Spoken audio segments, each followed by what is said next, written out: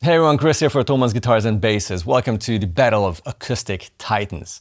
Taylor and Martin are the biggest American acoustic brands, and they make great guitars but in a different way. They have a different profile or style as a brand, and I find it fascinating. So I wanted to compare a medium-sized Taylor to a medium-sized Martin and a Dreadnought Martin against a similar-sized Taylor. And we'll see how they perform.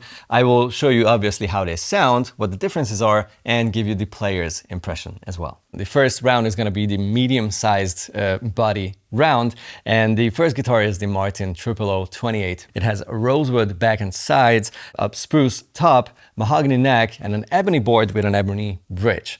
And against it, we have the Taylor Builder's Edition 814 CE. Now, it's really interesting because the wood choices are pretty much identical. It's going to be rosewood on the back and sides, a spruce top, mahogany neck, and ebony board, which sounds very similar, but because the bracing in the body and the body shape is different, I expect it to sound different than the 00028.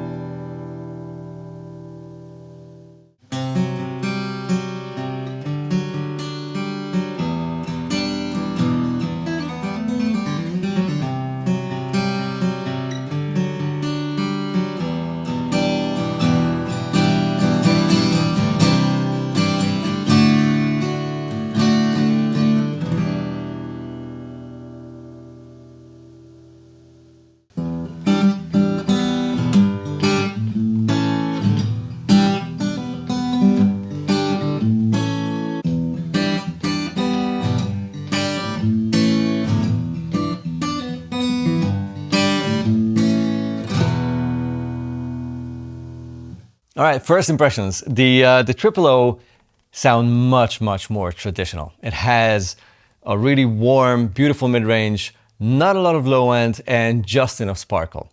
The Taylor, on the other hand, the 814 does have a very clear wide tone, much more modern. For the fingerpicking, I kind of prefer the roundness of the Martin. For the first round, the flat picking I played, it's a matter of taste. This just sounds sweeter and just bigger, the Taylor, even though the body shape is kind of close. I know it's very different, and this one has a cutaway, etc.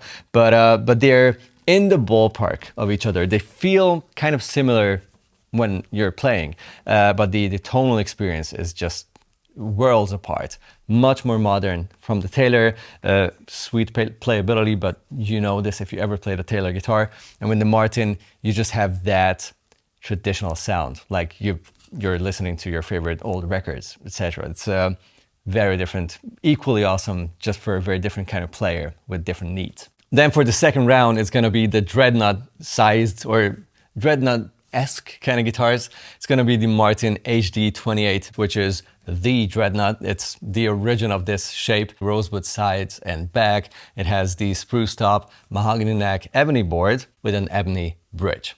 Now that will give us a huge sound, obviously, that typical Martin sound. And if you want to get any close to that in the Taylor lineup, you'll find something like our guitar today, which is the Taylor 517E Urban Ironbark.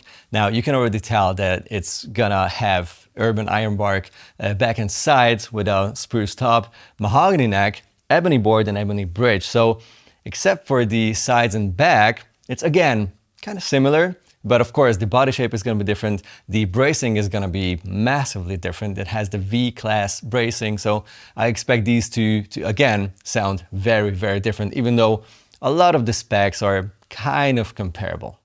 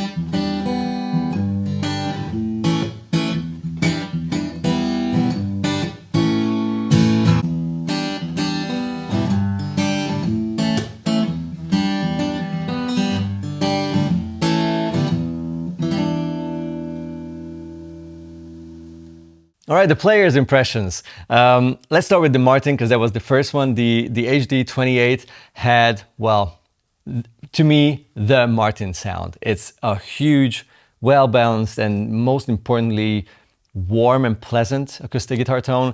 You can still use it for finger picking, but obviously you have a lot of projection, a lot of volume and presence with a Dreadnought. And the Grand Pacific, the 517E, brings the Taylor flavor. It's just a much more percussive tone and definitely more modern. Crazy low end. This Grand Pacific has an even wider lower bout compared to a Dreadnought guitar, such as the Martin. But the body is a little shallower. It's not that deep as the HD28, which is, again, it's their take with their own bracing on this kind of body size. I wouldn't even say body shape, even though they're similar, they're still different enough to call them just similar in size. To sum it all up, the whole experience of playing any Taylor guitars, these two or any other models, they just sound very modern, very even and balanced across the frequency range, from very low to very, very high frequencies. You have a lot of sparkle, crazy low end, and everything in between, everything pretty even. Now, on the other hand, the Martins, it doesn't matter which one, the O, the Dreadnought, or any other models, so much more traditional than Taylor guitars, which is just great because Martin manages to take some little snippets and pieces of modern features and put it in their lineup in a way that fits perfectly to their heritage and to their, well, lineup of guitars, really. So it's just the sound if you want to recreate traditional huge guitar sounds of whichever recordings, you know, old recordings. It's really great to see how these brands can manage to make exceptionally well-built guitars and still be so different. Crazy. It's also something that I love seeing. Let me know in the comments below which one speaks to you most, and for which reason would you choose a Taylor or a Martin. Let's have a chat in the comment section below, and see you in the next video. Bye bye.